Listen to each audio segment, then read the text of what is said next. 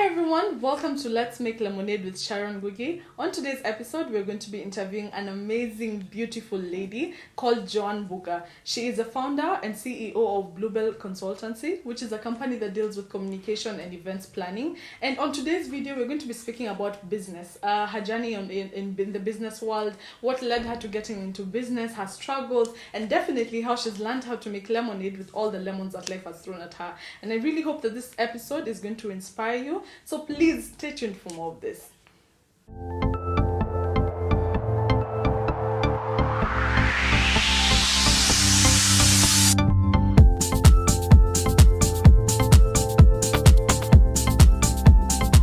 And also, you guys, as you can see, I've been dressed up a bit different from the usual. So you can this outfit is from a company called Level Up KE, which is my company that deals with merchandise, branding, corporate events, stuff, uniforms, and basically all things hoodies, sweatshirts, t-shirts, and all those nice goodies. So you can definitely shop my merchandise. I'm going to be leaving you guys the link to the pages for Level Up on Facebook and Instagram, and also the number that you can use anytime you want to shop. So please, these people, we have amazing goodies for you guys, so you had better go there and shop. So yeah, welcome to my show, Joanne. Thank you so much. I'm really excited to be here. Oh yeah, me too. I'm super excited, and I know it's going to be a beautiful show because your story is amazing and it's going to inspire so many people out there. So we can start with a bit of introduction. Yeah. People are watching and they want to know, who is Sharonngugi? Okay. So, as you've said, my name is Sharonngugi. I am an events consultant and communications, and I studied sociology and communication at UON. But later on, I tried to move from sociology, so I've really majored in communications. Okay. I am a wife, and all those other things, the sister, friend. Yeah. Okay. I'm really excited to be here. Okay, fine. Joanne, you've said sociology. Yeah. So many people probably don't even know that sociology is a full career. Yeah, it is. So what is sociology all about, and what led you to doing sociology? Is it something you've always been passionate about, or what led you to that? Okay, so growing up, I really loved anything to do with the community. So I wanted to work in an NGO. It was my dream for such a long time. Still my dream right now. It's just that the reality is different. Yeah. So sociology is really about learning why people behave the way they do, and trying to understand why they do what they do. Yeah. Okay. So under sociology, there's so many parts. You find criminologists, you find people just work social work people. Okay. So it's a very wide field. I was really excited to do it in campus, but after that, I couldn't get into that field. So when you say you couldn't get into that field, I'm curious, have you had a chance to practice this career? No. Is so, it? After campus, I was, the way you come out of campus and you're really energetic. Yeah. You're so excited about the next chapter. Yeah. So I tried my best to get an opportunity in that field. I literally printed out a list of companies and organizations, and I would send my CV there just for internship, for volunteer, for jobs, but unfortunately I never got any response or opportunity. So finally I was just like, what comes, I'll do it. Yeah. So the first job I got wasn't in sociology, and after that it paved way for a different direction. Okay. Yeah. So you've mentioned something that I'm very curious about. We've been seeing on social media, we've been seeing on the news that the rate of unemployment in Kenya is growing a lot. Yeah. There's so many youth who who have so much potential and so much to offer the world, but they don't get these opportunities. Yeah. You being a part of this youth, you've experienced this for yourself, and basically, how would you rate, or what would you say about the unemployment rate in Kenya? It's very sad, because like myself, I can say I know so many people who are going through the same thing that I've gone through. Because I think Kenya, we don't value education as it's supposed to be. First of all, our education system doesn't really push us to go towards like things that will make a difference. So you study and you work hard and all that, but at the end of the day, like your fate is really like you don't know what will happen after school. So it's really sad, and it's something that is very hard to deal with, because once you've done your best in school and you come out here looking for a job and you don't get anything, like it's so depressing. And it's something I think our government really needs to work on, because many guys, like I know people who have masters and they look for jobs and they don't get like the right appreciation for what they've done, for their work. So you find someone who has a master's and is being offered a job for like 20,000, and you're wondering, how are you going to survive on 20,000 or 30,000? And does that really compensate for your studies, for your education, and for time spent? It doesn't make sense. So I think it's something that we really need to work on. But also on the side of us as youth, we also need to now be just think outside the box, not be limited to looking for jobs. Let's think of how we can get opportunities to also employ other people, or just dive into business. Okay, you've said diving into business. So business, is it something that you've always been passionate about since you were younger? Because you know there are people who say, since I was young I knew I wanted to be a business person, and there are some who just find themselves in business. What is your story? So for me, I actually think I was born a business person. Because my first business idea, I was 7 years old. What? And it was just it's a silly idea when you think about it as an adult.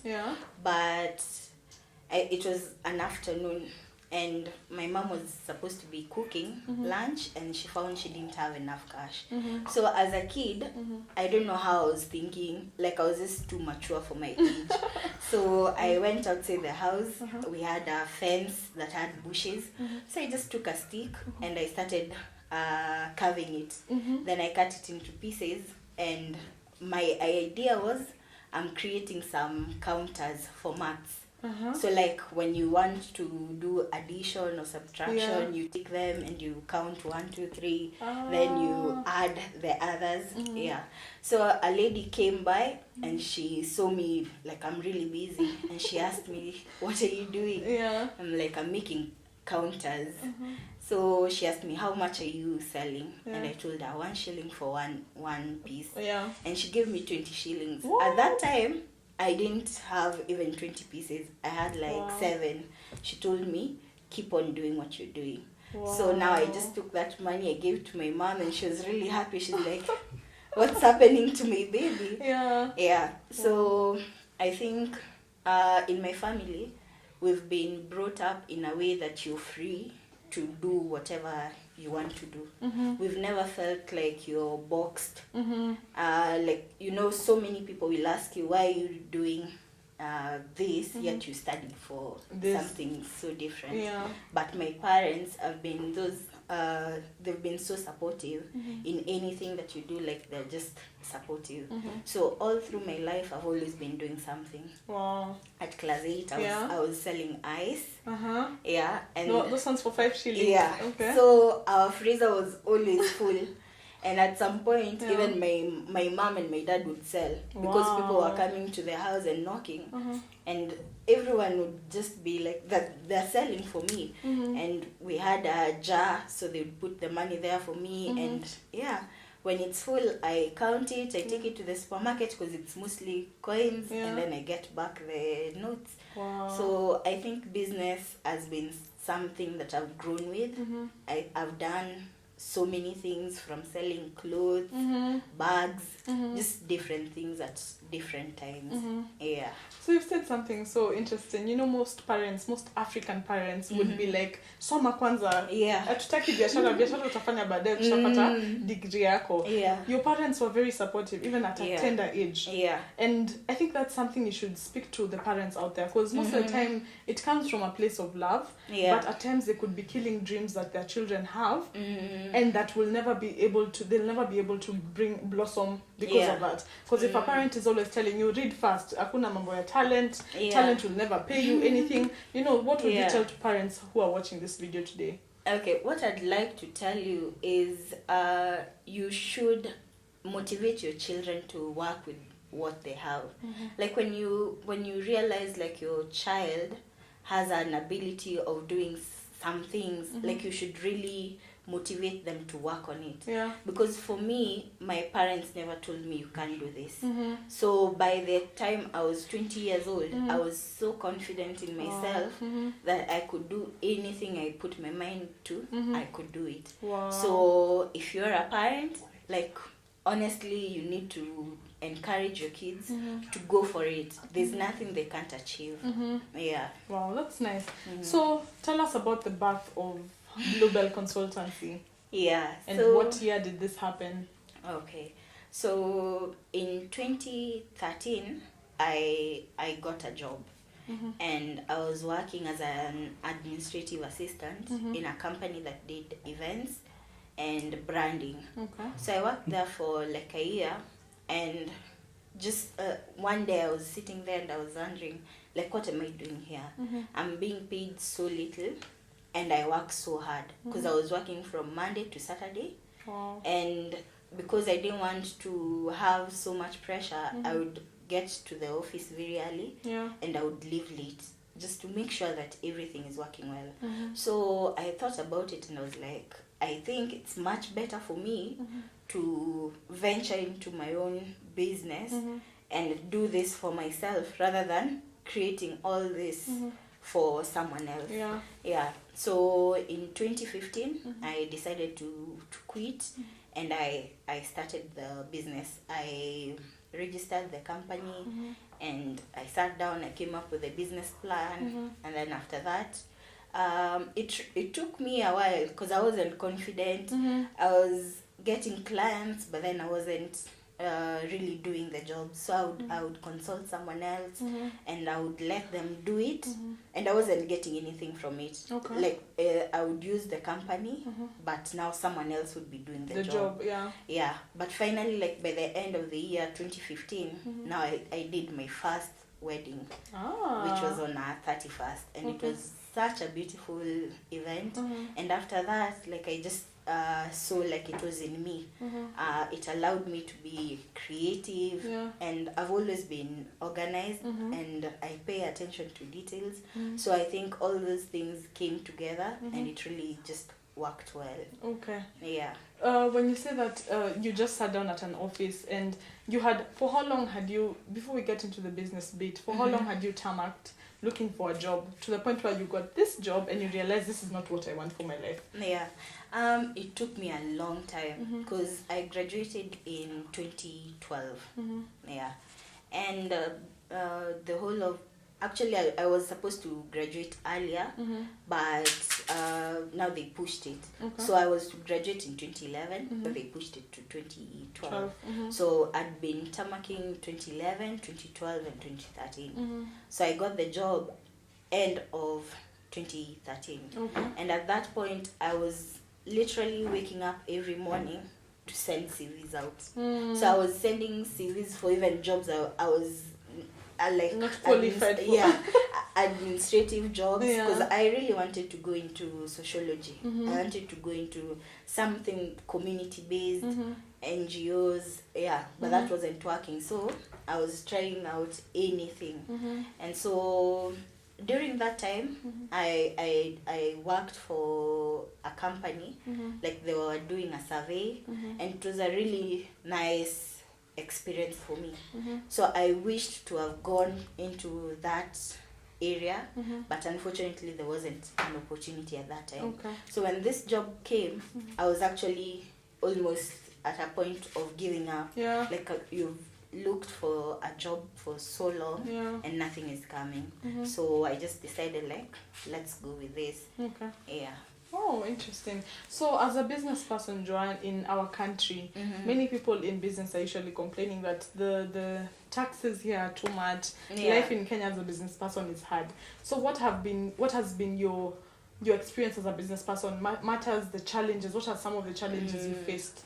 Okay, like for me, in the events industry, there's a big challenge in terms of competition. We are very many in the industry, and like for me, I'm a young person, and there are some things that I haven't been able to tap into, like big loans and such things, because I think even the banks, they look at what you're bringing in, and you see when you're small and you're starting small, like it takes time, but then they need you to be at a certain point for them to fund you. So I've found it like it's a big challenge, because my competition are people who have equipment and they have all these things that belong to them, and I have to be like at the middle, where I go to them to hire out things from them. So you see, already it's less profit for you, it's more work, and it just brings a lot of competition also, because they have an upper hand when they're like quoting and such things. So I think that is the biggest challenge. And also just discipline, because once you're self-employed, you can relax a bit, because no one is at your neck, so it's a challenge to just push yourself, and also not to give up, especially with the tough times, and being able to push yourself every single day, and to tell yourself, you know what, it's hard, but you have to keep going. And what are some of the wins? Because I always say it's not always gloom and darkness. There are good days, there are bad days. So what are some of the wins you've had as a business person? Okay, I think just being able to make it to this point, which is 5 years, it's a big win, because many companies don't make it past 2 years. It gets to a point and you're like, I can't go on from here. So just the fact that I've been resilient enough to reach where I am right now, it's a big win, and I'm really proud of that. The other thing is people are looking for different things that like as clients, they're not looking for the same thing. So there's always a niche for what you're doing. So for me, I think I found that niche, and I've been working towards perfecting it. So that has really helped me, and I think it's something important to realize as a business person. When you get into a field, you don't have to do everything like everyone else is doing.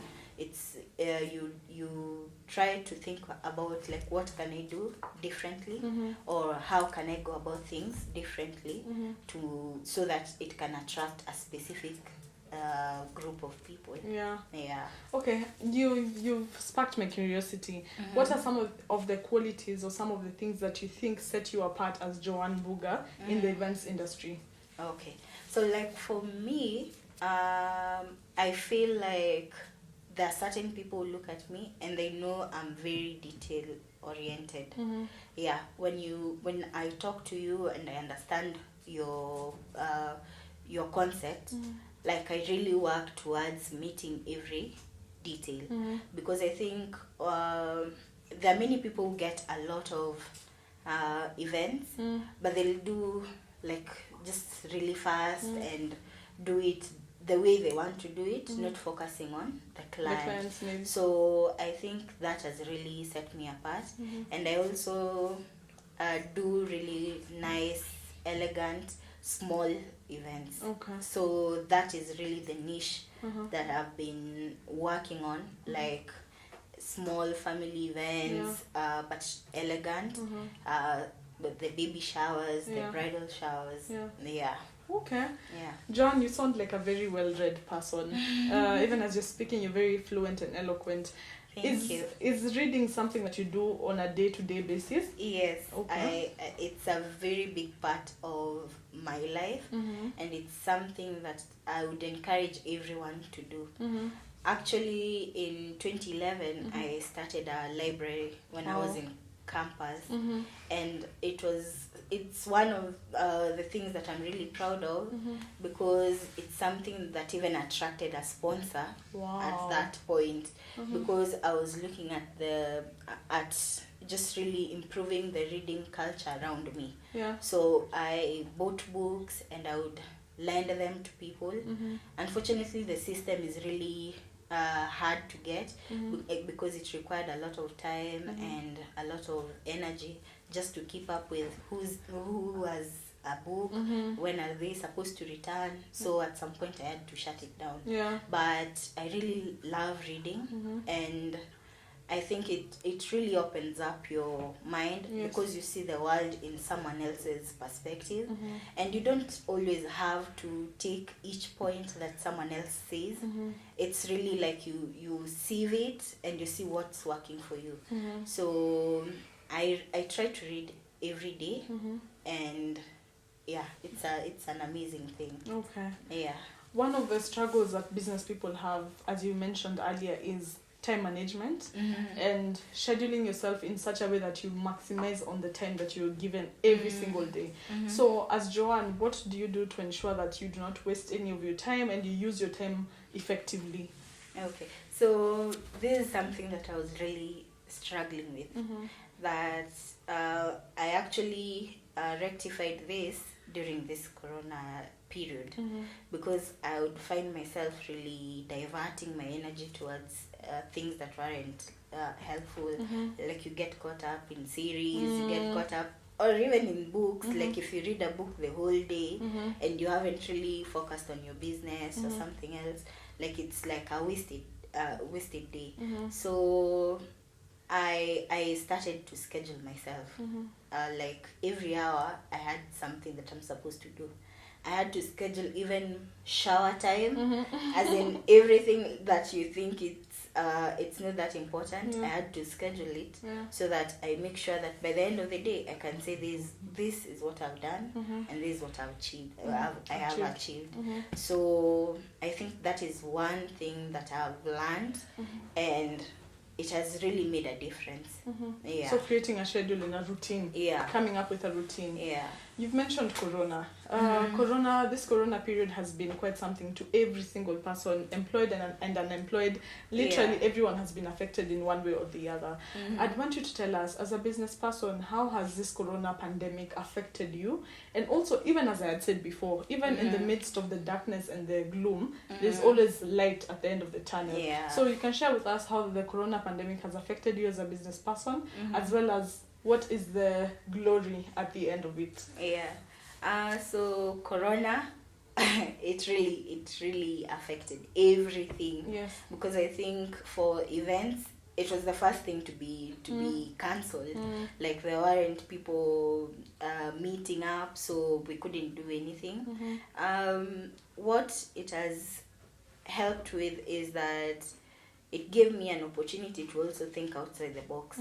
Because I think most of the time you have one idea, and you focus everything on it. And sometimes you have to be diverse in what you're thinking about and what you're working on. So it has given me an opportunity to just think outside the box and think of different ideas that I can be working on. Also, there's this thing that we do, like you have so many ideas. I call myself a dreamer. So I have so many ideas all the time, but I never follow through. So it has been an opportunity also to work on those ideas, to work on like my hobbies also. Like I used to write a lot before, and I completely stopped. But during this time, I've been able to start writing again, just work on different things. So I would say that was the glory of Corona. So Joanne, as you know, my show is called Let's Make Lemonade with Sharon. I'd want you to tell us an instance in your life where you've had to make lemonade with all lemons that have been thrown at you. Share with the fam and the people watching. Wow, that's a big question. I think there's so many instances where I've had to do that. I think in life in general, like so many times you try to keep up with everything that's happening around you, but you feel like you're not just reaching where you want to be. And it's so easy to get depressed. It's easy to feel down and to feel like there's no way I can keep on going. So I think for me, like especially like last year, 2019, it was that point for me, because the events, I was getting events, but I was always thinking like I need to really buy this equipment, and I really wanted to do so much more. And I've always been looking for a job also, as much as I'm in events, because it's not something that I'm busy with from Monday to Monday. So there are so many days that I'm free, and I've wanted to do something else, but just sending out CVs and not getting feedback and all that, it really got me to a place where I was questioning myself. I was like, I don't know if I still have it in me. Am I focused enough? Am I disciplined enough? Can I do it? So it got to a point where I had to start reassuring myself that I can do anything that I put my mind to. So it's been a journey, because I don't think like anyone can say that they've been good all through. So it's really reassuring yourself every day and trying to better yourself every single day. So like for me, it's reading. It's also just taking time to do things that refresh your mind and your spirit, because I think once your spirit is in the right place, then everything else follows. So like I think most people try to look down on reading inspirational books, but they really help you, because they give you some tips that can help you to change your mindset. And at the end of the day, once you do that, everything else kind of get in line. So I think that's what I can say about like making lemonade out of lemons, because you just have to keep on going, keep on pushing yourself. No matter what comes your way, you have to just keep on being strong and knowing that you can do it. Be confident in yourself. Okay. Yeah. So Joan, we have been doing on this show, we have been doing sort of a series about depression, and I've heard you mentioning depression right now. What is your take on depression, and what would you tell people out there who are struggling with depression? Yeah. Depression is really, it's sad. And I think when I was a bit younger, I didn't understand it. Though I did psychology in my first and second year in campus, so I would have thought I would be more understanding of people who are going through it. But I came to understand that depression there's a really thin line between being fine and being depressed. True. Because it's not something, for some people it's chronic. For some people, it's just like little moments of just feeling the worst. So I think it's something that we really need to work on, and it's something that we really need to be careful on how we handle it and how we deal with people who are going through it. Yeah, I think for myself, I haven't been depressed like the worst, but I've felt it coming, like just feeling it. So I think it's really a big problem in our society, and it really comes because of pressure. Like we're always trying to be better than the other person. You're trying to better your status all the time. But you see, at the end of the day, you have to think about yourself and really say, you have to guard your space, your personal space, and don't let those things affect you the way they are. Because once someone messes up with your personal wellness, it's a slippery slope. Yeah. Like it's so easy to just slip and there's no coming back. It's really hard to come back. But if you are in that state, like reach out to people.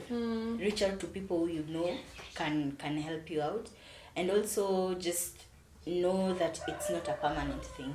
It's something that you can change, and it's something that you can be healed from, because for some people it's a condition. So you can be healed and you'll be okay.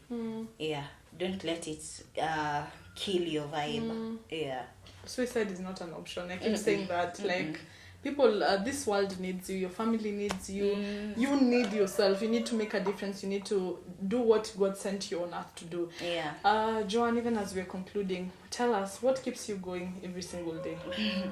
I think first of all, it's my belief in God.